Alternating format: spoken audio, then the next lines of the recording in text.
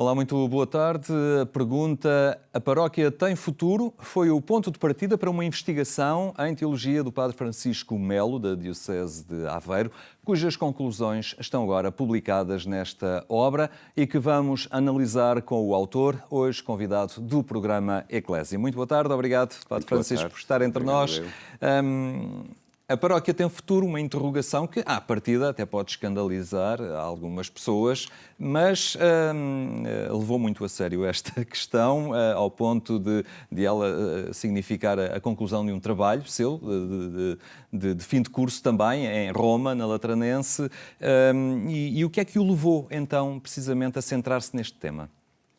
Em primeiro lugar, porque eu passei a minha vida de padre sendo pároco e, portanto, esta realidade da paróquia que fui vivendo e, portanto, o meu ser padre, quase que poderia dizer que o vivi na quase totalidade na vida paroquial.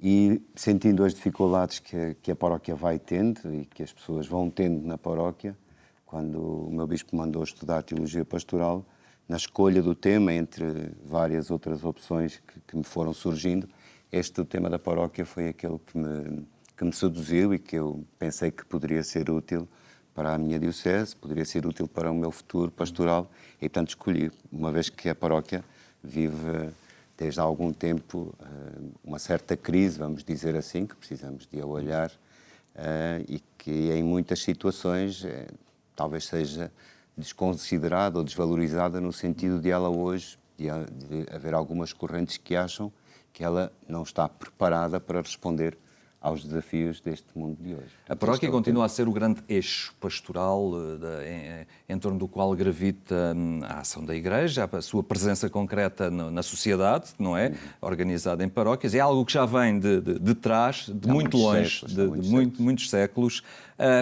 e que na realidade não tem mudado assim tanto, não é? Mas a pressão da evolução social, a forma como as sociedades se têm vindo a organizar, forçosamente estão a levar a querer introduzir algumas mudanças ou a levar a que a paróquia tenha que estar atenta, pelo menos, a algumas capacidades de mudança, não é? Sim, a paróquia é a localização mais próxima das pessoas, da casa das pessoas e, portanto, ela é a forma que as pessoas têm de sentir a Igreja e também de viver a Igreja. E ela, ao longo dos séculos, quase desde o início da Igreja, no século IV, já estava implantada de uma forma assim bastante estável e bastante capilar, como a gente às vezes costuma dizer, mas ela não deixou de ter algumas transformações ao longo de todos estes séculos e, portanto, a paróquia que hoje temos não é exatamente a mesma do início da história da Igreja.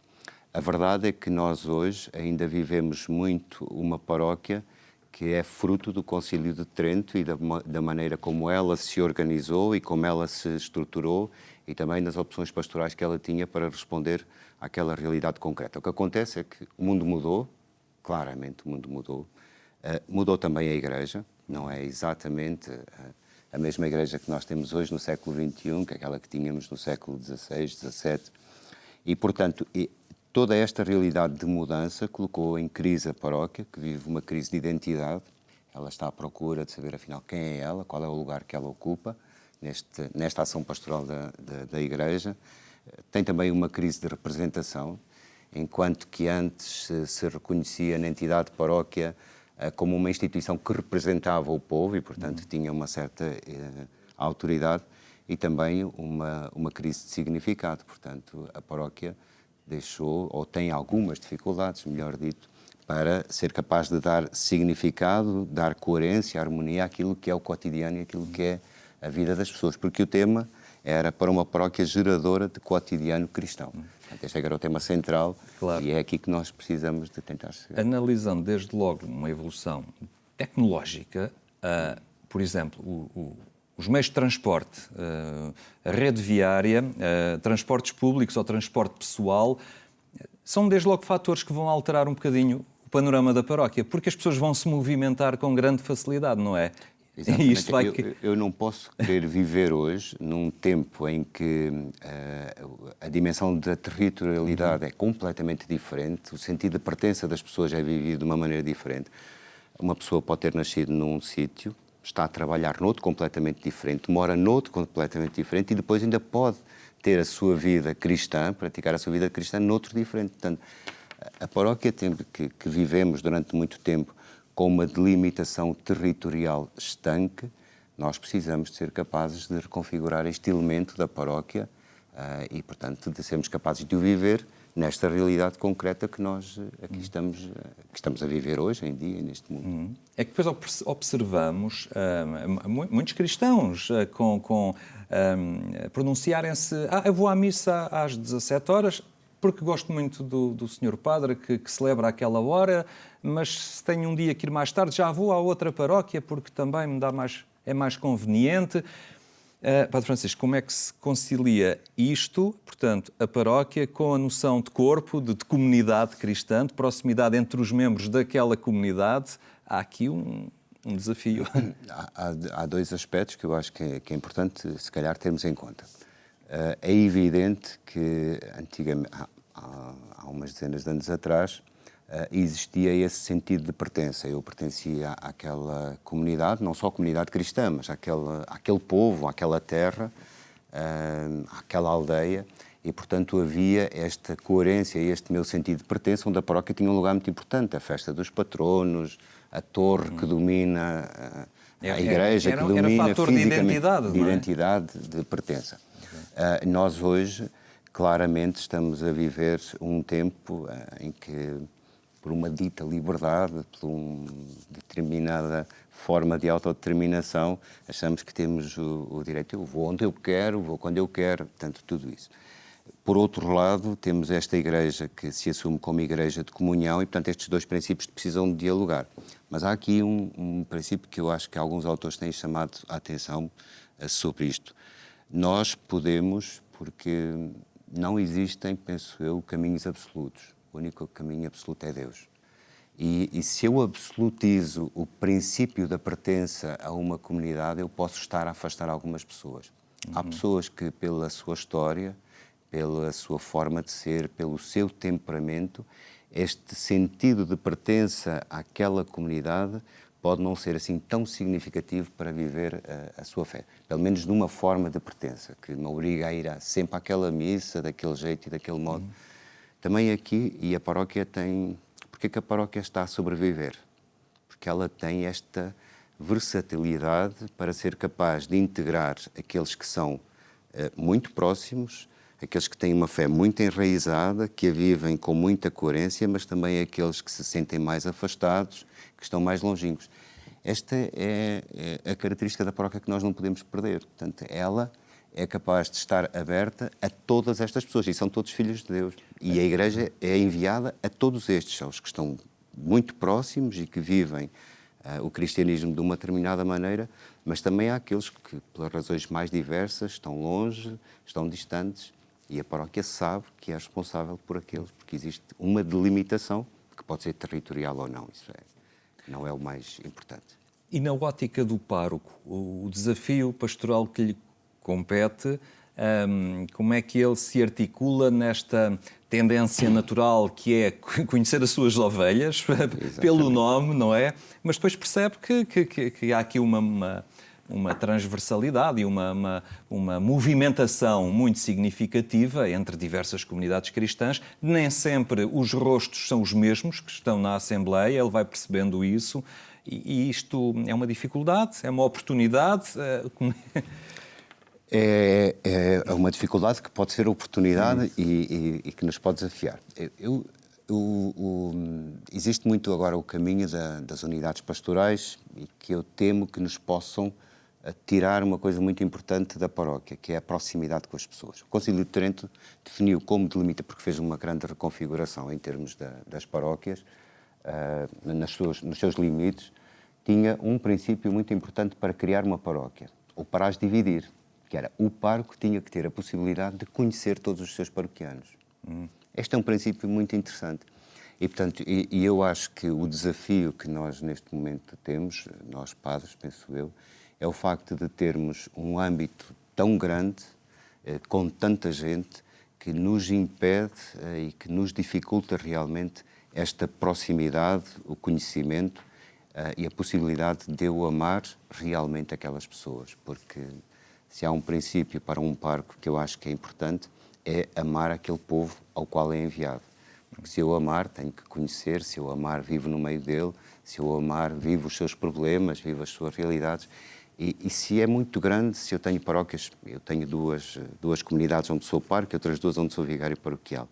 E elas são muito diferentes uma da outra, totalmente diferentes. Isto exige de mim, faço com muito gosto e sinto isto como um desafio. Quando mudo de uma para a outra, tenho que reconfigurar a minha forma de estar, porque cada uma é como é, mas isto é um desafio muito grande. Portanto, eu acho que temos aqui algo a pensar, porque coloca em questão duas coisas: o lugar que o pastor ocupa, consequentemente a pastoral vocacional, e depois também o lugar que os leigos ocupam e a corresponsabilidade de todos, do pastor, dos leigos, de toda a gente na Igreja. Penso que existe aqui este desafio muito grande para a vida das paróquias. E como é que articula este resultado do seu trabalho, este estudo, e o encaixa também como contributo para esta dinâmica de sínodo que se viveu na Diocese de Aveiro? Esta reflexão foi feita a partir do sínodo que nós vivemos entre 92 e 95 e que também um dos temas foi exatamente a paróquia. E toda a pastoral que houve depois disso até aos nossos dias e como é que foi vivido aquele sínodo e que foi muito dinamizado. Foi dinamizado pelo Sr. D. António Marcelino, que era o bispo de então. Eu penso que existiram algumas coisas que eu identifiquei neste meu trabalho e um deles, que eu continuo a achar que é importante para hoje, que é a Igreja em Aveiro e as paróquias adotarem um estilo de sinodalidade e o método de discernimento pastoral.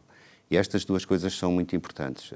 A sinodalidade, porque eu sinto que caminho em comunidade, com uma comunidade, e de uma comunidade que é o sujeito do discernimento. E eu preciso, com a comunidade que estou a servir, de ser capaz de fazer este discernimento pastoral, que tem momentos muito próprios, um discernimento pastoral que me leva a ser capaz de partilhar sem medos, que me leva a confrontar-me com Deus e que me leva a procurar caminhos para uma projetação. E, portanto, eu acho que no final deste percurso todo, é muito aqui que eu cheguei. Termos um estilo que é um estilo de caminhada em conjunto, um estilo sinodal e um método que é o discernimento pastoral. E desde logo o nome é complicado, a sinodalidade, o sínodo, e como é que se passa isto depois para a própria Assembleia, para a própria comunidade, para os cristãos, eles terem a noção e a sensibilidade de uma comunidade cristã mais alargada, a noção de corpo de diocese. Exato. Centrando-me na paróquia, o âmbito que aqui me traz, mas também ao nível da Diocese e da Igreja no seu todo. O Papa Francisco tem dado muitos exemplos disso. Nós precisamos, eu estou a falar das paróquias onde estou, precisamos de instituir, no caso de uma, eventualmente de reconfigurar, porque eu estou naquelas paróquias há 4 meses, mas precisamos de instituir órgãos que sejam órgãos de corresponsabilidade e que sejam órgãos de participação e que expressem esta sinodalidade. A sinodalidade não é algo de teórico, mas é algo que é orgânico na vida da Igreja e, portanto, eu tenho que ser capaz de criar os órgãos que permitam expressar, vivenciar esta caminhada em conjunto. Não sou eu que defino por mim mesmo o caminho a seguir, por muito que eu reze, porque Deus manifesta-se no povo que eu estou a servir. Manifesta-se até naqueles que estão afastados e, portanto, é esse olhar que eu tenho que ter, que temos que ter todos em conjunto para caminharmos. Esta sinodalidade é o envolvimento de todos. Depois tem órgãos concretos que expressam esta sinodalidade. Um deles é o Conselho Pastoral, que é muito importante que ele seja implementado, dinamizado e que efetivamente esteja a funcionar. Não um Conselho Pastoral, aliás, é uma das propostas que faço muito na linha da escola onde estudei, não um Conselho Pastoral que é organizado pela dimensão profética, litúrgica e sociocaritativa, como se costuma dizer, mas um conselho pastoral que é organizado a partir dos âmbitos da vida das pessoas. E aqui joga-se uma coisa muito importante. Se eu organizar um conselho pastoral para fazer o discernimento pastoral, que está centrado na catequese, na ação litúrgica, na pastoral socio-caritativa, naturalmente eu corro o risco de fechar a igreja. Ora, o desafio é eu ser capaz de abrir a paróquia para fora. E, portanto, eu tenho que organizá-la a partir dos âmbitos de vivência das pessoas. Claro. Tem que ser feito o discernimento, a educação, a vida afetiva, a fragilidade, o mundo do trabalho, e cada paróquia precisa de fazer essa reflexão para descobrir quais são os âmbitos que existem ali que são determinantes. Isto estava no Convênio de Verona da Igreja Italiana, onde estes âmbitos foram definidos, mas precisamos de os definir para nós. Mas eu penso que isto é importante. Enquanto nós continuarmos a organizar o Conselho Pastoral por estas ações eclesiais, corremos o sério risco de a fechar sobre ela mesma. Voltamos à Igreja ad intra, porque depois o que é que se trata no Conselho Pastoral? Leram bem a leitura, leram mal, não fizeram a vénia ao altar, não ajoelharam. Percebe como isto depois fecha a Igreja dentro dela? Se eu for capaz de constituir o Conselho Pastoral a partir dos âmbitos que a vida real das pessoas tem, a sua vida afetiva, a família, o trabalho, a educação, vamos nos virar para fora. Portanto, se percebe bem, a paróquia não é uma estrutura, não é um kit que se instala em qualquer área territorial e com uma receita feita e que é assim e pronto. Ele bebe e faz uma leitura da realidade onde se instala. Onde é localizada. Exatamente, e é isso que vai dar forma. É um bocadinho como se constrói a igreja, não é? Elas têm linhas arquitetónicas diferentes, às vezes parecidas com barcos, porque estão próximas do mar. Sim.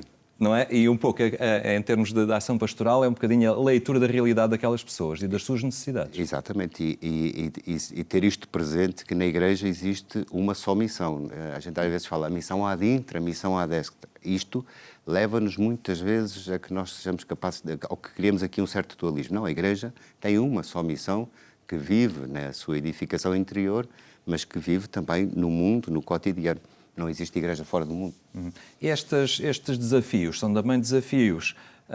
Fala-se da paróquia, se tem futuro, mas poderia estar aí, e o pároco tem futuro, portanto, acaba por estar envolvido nessa questão. É também um grande desafio à forma como se é pároco hoje em dia. Não é propriamente o dono ou o patrão, não é? Há aí mudanças de mentalidades também a trabalhar. O pároco é o servidor. Eu gosto muito de dizer que há muita gente que diz que a Igreja começou em muitos momentos.